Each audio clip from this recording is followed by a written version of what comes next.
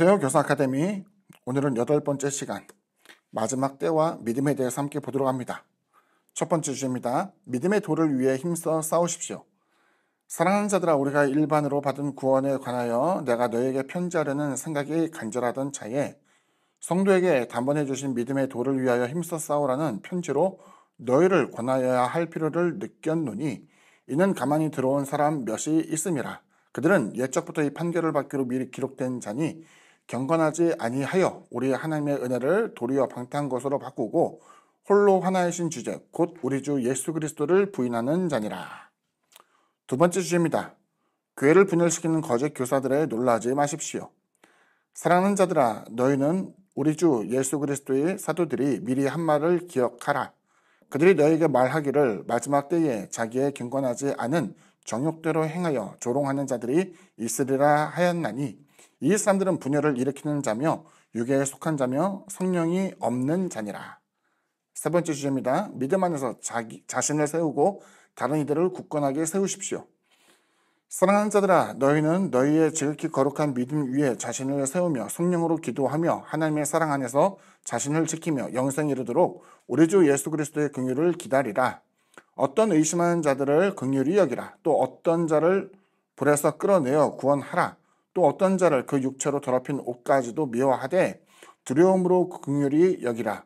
능히 너희를 보호하사 거침이 없게 하시고 너희로 그 영광 앞에 흠이 없이 기쁨으로 서게 하실 이 곧 우리 구주 홀로 하나이신 하나님께 우리 주 예수 그리스도로 말미암아 영광과 위엄과 권력과 권세가 영원 전부터 이제와 영원토록 있을지어다. 아멘.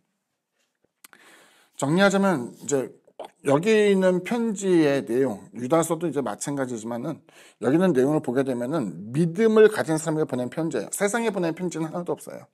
다 교회 안에 있는 사람, 어떤 대상, 교회, 그리고 그 히브리인들을 위한 히브리서 그 내용을 담고 있습니다만 여기서 보여지는 그 내용을 보게 되면 다 믿음으로서 구원을 받은 자들에 대한 편지예요. 그런데 이제 중요한 것이 하나 있죠. 구원을 받고 나면 그것으로 모든 것이 종결되는 것이냐. 구원파 이단은 그렇다고 이야기하지만 성경에서 그것에 대해서 동의하는 내용은 하나도 없어요. 믿음은 한번 얻고 난 이후에 자연적으로 지속되는 것이 아니라 이것에 대해서는 계속적인 도전을 받게 되고 믿음이 퇴색되어지기도 하고 다시 말씀을 붙잡으면서 그 믿음이 더더욱 견고하게 되는 같은 일들도 있다는 것을 보여주고 있어요. 그렇다면 우리가 믿음을 지키기 위해서는 그 열정, 그 수고가 식어지지 말아야 되고 문제는 그 사이에서 많은 사람들과 교류를 통해서 얻어지게 되는 경건치 않은 자들의 미혹과 방탕함에 대해서 멀리해야만 되는 것을 보여주고 있어요. 예전에 설교할 때 한번 얘기했던 건데 뭐냐면은 알코올 중독에 빠졌던 사람이 교회를 다니면서 또 기도원에 가서 성령 충만한 자가 되어서 술을 멀리하게 되었어요. 심지어 어떤 얘기까지 했냐면은 저는 술을 마시면 너무 기분이 즐거웠는데 이제는 마시기만 해도 혀가 쓰고 배가 써져가지고 받아들이기 힘들 정도로 은혜를 입었다라고 이야기했어요. 대단하다고 생각했죠. 그런데 몇 년이 지난 다음에 그 사람이 또다시 알코올 중독에 빠진 것을 보게 되었어요. 전에는 어떻게 했느냐. 그 술집을 지날 때 그 앞을 지나가면서 그 십자가를 그어가면서 내가 성령의 능력 또 주님의 은혜로서 이것을 이겨냈다라고 이야기했지만 시간이 지나면서 회사를 다니면서 스트레스 받는 일도 생기고 아니에요. 문제가 생기고 그러면 그것에 대해서 그래 한번 마셔볼까 하다 보니까는 다시 술의 중독에 빠졌다라는 거예요. 죄라는 것은 죄를 이길 수 있는 사람은 없어요. 유혹을 이길 수 있는 사람도 없어요. 유혹은 피하는 거예요.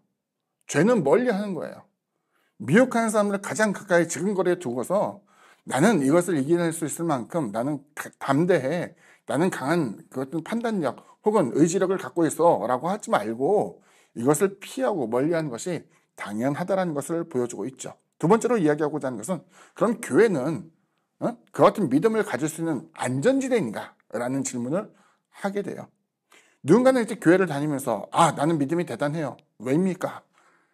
주일성수 늘 하거든요. 한 번도 교회를 빠진 적이 없어요. 교회 행사도 참여하게 되고 여러 가지 일들에 대해서 나는 봉사도 많이 해요 라고 말할 수 있겠죠.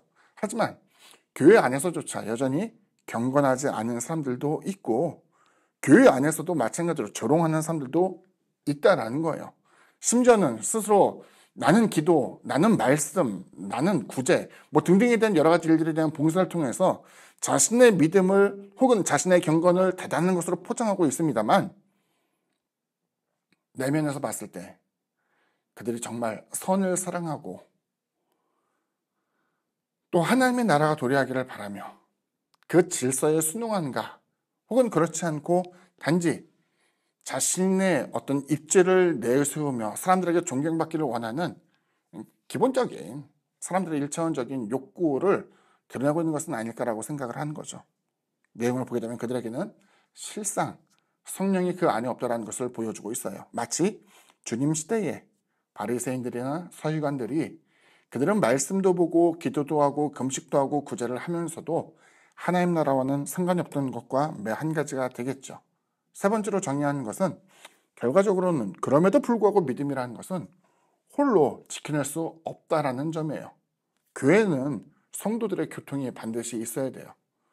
교통이라고 한다면 하나님과 나 사이의 교통도 중요하겠지만 성도와 성도 사이에서의 교통을 통해서 때로는 책망받고 때로는 견고함으로써 지지를 받게 되고 때로는 그 가운데 서로 연약함을 보듬어주는 그 가운데서 위로가, 또 우리가 삶을 살아가야 될 그 같은 필요한 여러 가지 도구, 은혜, 사랑 이런 것들을 그 안에서 받을 수 있는 것을 보여주고 있습니다.